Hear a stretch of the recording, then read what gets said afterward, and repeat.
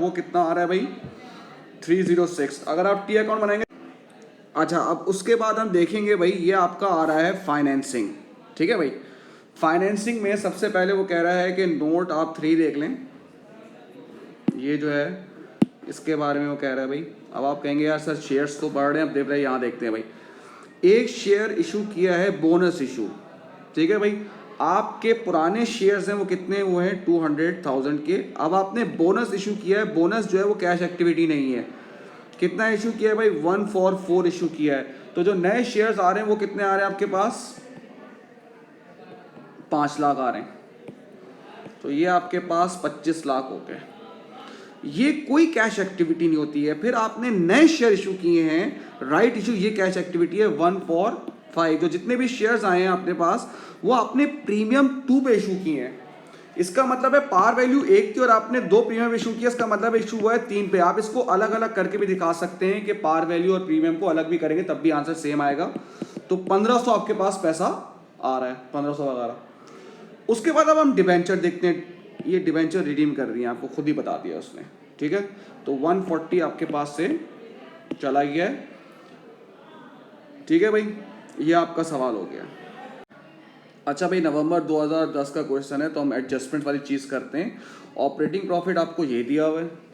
ठीक है, अब आते हैं हम डेप्रिसिएशन पे। अब देखो बेटा, लैंड की अगर हम बात करते हैं तो लैंड तो वैसे भी डेप्रिशिएट नहीं होता। तो देखो रिवैल्यू हुआ है, वैल्यू बढ़ी हुई है, तो इसका मतलब है लैंड डेप्रिशिएट नहीं होगा।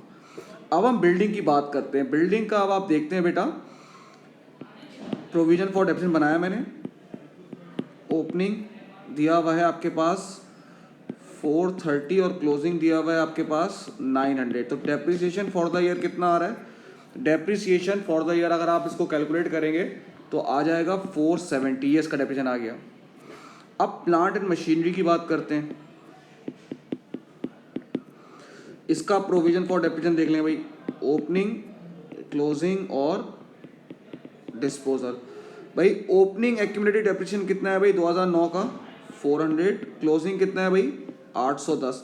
अब जो एसेट जा रहा है वो अपने साथ अपना डेप्रिसिएशन लेके जाएगा। तो जो एसेट बेचा है उसका डेप्रिसिएशन कितना था भाई 98 था। तो डेप्रिसिएशन जो चार्ज है वो कितना है 508 है।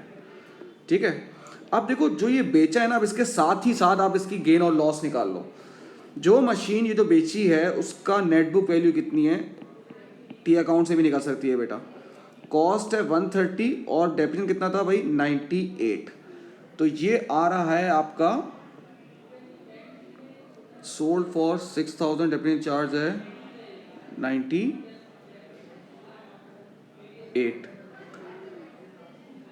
तो ये हो रहा है आपका 32, कैलकुलेट कर लिया। ठीक है भाई, अब ये बेचा कितने का है? अब देखो बेचा ये हम लोगों ने बेचा है 6000 का। तो इसका मतलब क्या है, आपका 26,000 का ये लॉस हो गया। ठीक है भाई, ये लॉस हो गया आपका। अब आते हैं हम व्हीकल्स पे। व्हीकल का पहले मैं प्रोविजन फॉर डेप्रिसिएशन का बनाऊंगा भाई। ओपनिंग कितना आ रहा है भाई प्रोविजन फॉर डेप्रिसिएशन का 420, क्लोजिंग कितना आ रहा है 650। अब जो ऐसे जा रहा है उसका डेप्रिसिएशन नहीं दिया हुआ तो हम डिस्पोजल के अकाउंट से निकाल लेंगे भाई। जो डिस्पोजल है उसकी कॉस्ट कितनी है भाई आपकी 200, उस पर प्रॉफिट कितना है? उस पर जो प्रॉफिट आ रहा है वो प्रॉफिट आ रहा है आपका 7, ये रहा, और सेल हुई है आपकी 37। तो इसका मतलब क्या है, जो बेच रहे हैं उसका डेप्रिसिएशन आपके पास आ गया होगा 170। तो इसको हम यहाँ पुट करेंगे भाई, डिस्पोजल का डेप्रिसिएशन 170। तो डेप्रिसिएशन फॉर द ईयर आ जाएगा आपके पास 400। आपके पास आ गया डेप्रिसिएशन फॉर द ईयर 400। ठीक है भाई, अब उसके बाद हम क्या करेंगे भाई, आपको प्रॉफिट ऑन डिस्पोजल दिया हुआ है 7 और वो वाला हमने जो है वो निकाल लिया था 26। उसके बाद आप इन्वेंट्री को ऊपर नीचे करेंगे भाई। इन्वेंट्री को जिसे कहते हैं वही trade payable, trade receivable, interest paid. देखो ये पेड आ गया, ये आपकी कौन सी एक्टिविटी हो गई, कैश एक्टिविटी हो गई। टैक्स का पिछले साल का ले लेंगे, अगर आप टी अकाउंट बनाएंगे तब भी सेम आंसर आएगा, जो कि इसका पिछले साल का सेम ही आंसर आएगा। अब आप आ जाएंगे इन्वेस्टिंग। इन्वेस्टिंग में देख लें आसान है, बहुत ज़्यादा आसान क्यों है, क्योंकि जो हमने जो परचेज किया है वो उसने खुद बताया हुआ है। देखो एडिशंस, ये एडिशंस हुई पहली, ये एडिशंस है, देख लें भाई ये आपकी एडिशन है और ये लैंड की देखें एडिशन है, ये 4 आपने परचेज किए हैं।